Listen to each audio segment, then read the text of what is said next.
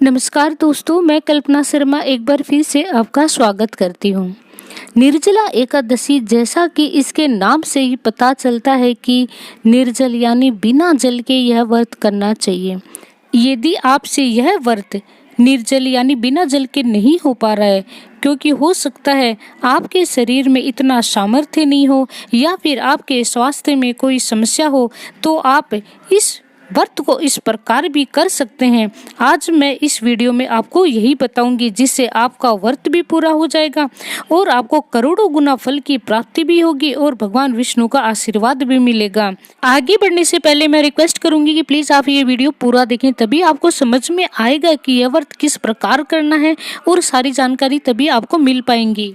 तो आइए शुरू करते हैं। सबसे पहले मैं बता देती हूँ, निर्जला एकादशी के दिन आपको ब्रह्म मुहूर्त में यानी सुबह सूर्य उदय से पहले आपको उठना चाहिए।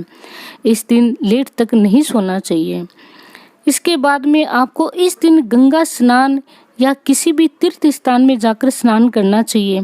यदि आप बाहर जाकर स्नान नहीं कर पाते हैं, तो अपने नहाने के पानी में गंगा जल डालकर या किसी भी तीर्थ स्थान का पवित्र पानी डालकर इस दिन स्नान करना चाहिए।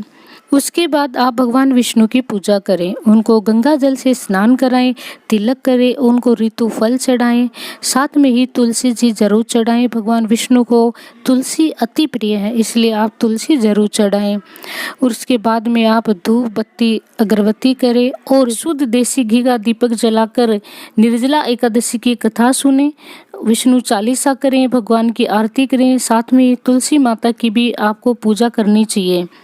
पूजा आप चाहे जितनी भी कर सकते हैं, आपके पास समय है उसी के अनुसार आप पूजा करें, लेकिन निर्जला एकादशी की कथा जरूर सुननी ही चाहिए आपको। इसका वीडियो मैंने पहले ही बना दिया है, तो आपको जहां वीडियो खत्म होगा लास्ट में स्क्रीन पे सामने दिखाई दे रहा होगा, या मैंने इसके लिंक भी नीचे डिस्क्रिप्शन बॉक्स में भी डाल दिया है, आप वहां पे भी लिंक पे जाके कथा सुन सकते हैं। पूजा करने के बाद भगवान के चरणों में दक्षिणा जरूर चढ़ाएं। उसके बाद आप अपने हाथ में तुलसी जी का पत्ता और जल लेकर भगवान विष्णु के सामने यह संकल्प करें और कहें कि हे विष्णु भगवान, आज निर्जला एकादशी का व्रत मैं निर्जल यानी बिना जल के तो नहीं कर सकता या कर सकती, लेकिन मैं पूरी कोशिश करूंगी या करूंगा कि मैं आज बिना अन्न खाए मैं ये व्रत कर सकूं। आप मेरा ये व्रत स्वीकार करें और मुझ पर आपकी कृपा बनाए रखें, मुझे शक्ति और सत प्रदान करें, जिससे यह व्रत मैं पूरी श्रद्धा के साथ संपूर्ण कर सकूं। आप मुझे ऐसा आशीर्वाद दें।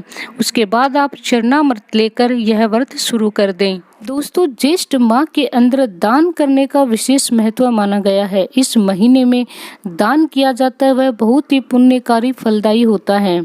और यदि आप निर्जला एकादशी के दिन अगर दान करते हैं तो बहुत ही पुण्यकारी होता है, आपको करोड़ों गुना फल प्राप्त होता है। इस महीने में जल दान या फिर पंखा या पंखी दान करते हैं या खड़ाऊ दान करते हैं तो बहुत ही श्रेष्ठ कार्य माना जाता है। निर्जला एकादशी के दिन आपको जल दान अवश्य करना चाहिए। इस दिन आप जल दान करने के लिए मटके दान कर सकते हैं, कुंजा दान कर सकते हैं, शरबत कर सकते हैं, ठंडकाई या किसी भी प्रकार से जल से बनी वस्तु का आप दान कर सकते हैं। मटके दान किस प्रकार करने होते हैं वो भी मैं बता देती हूँ। मटके को आप सबसे पहले शुद्ध जल से भरें, उसके गर्दन पर मूली बांधें, मटके के ऊपर स्वास्तिक यानी साथिया बनाना है, मटके के ऊपर ढक्कन लगाएं, ढक्कन में चीनी डालें, चीनी डालने के बाद उस पर ऋतु फल रखें, दक्षिणा रखें और उसको किसी भी रुमाल या कपड़े से ढक दें और उसके ऊपर पंखी जो हवा डालने के काम आती है वो रख दें। उसके बाद में आप अपने हाथ में तुलसी का पत्ता और जल लेकर उस मटके के चारों तरफ हाथ फिराएं। हाथ फिराते समय आपको अपना नाम, गोत्र, स्थान, तिथि, वार, समय सब बोलते हुए आपको बोलना है कि हे विष्णु भगवान, मैं आज निर्जला एकादशी के दिन यह दान कर रही हूँ, तो यह मेरा दान आपके चरणों में अर्पित है, यह मेरा दान स्वीकार करें। यह मटका आप मंदिर में भी रखवा सकते हैं, किसी भी गरीब ब्राह्मण के घर रखवा सकते हैं, प्याऊ में भी रखवा सकते हैं या किसी भी धर्मशाला में भी रखवा सकते हैं। मटके दान आप 1 भी कर सकते हैं, 2 भी कर सकते हैं, 5 भी, 11 भी, 51 भी, यह आपकी श्रद्धा के अनुसार रहेगा।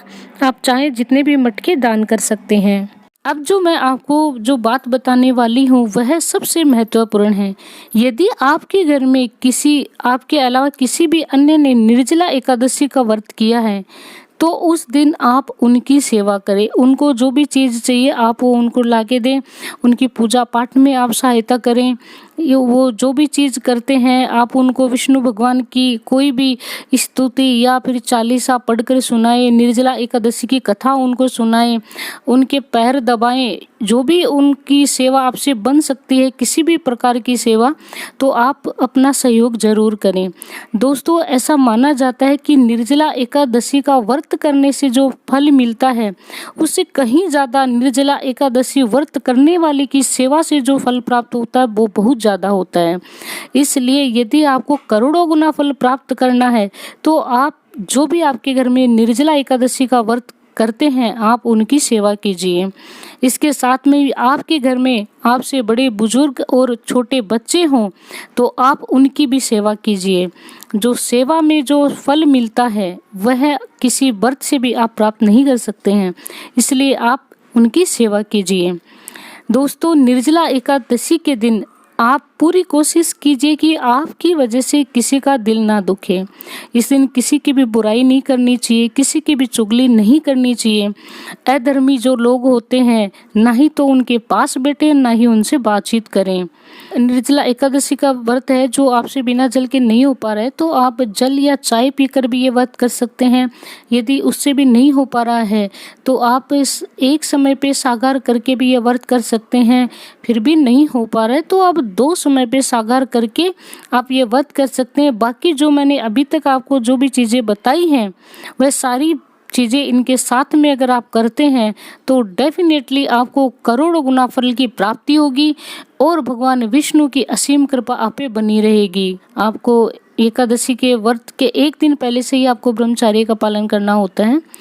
निर्जला एकादशी के दिन आपको शाम को या रात्रि को भजन कीर्तन अवश्य करने चाहिए।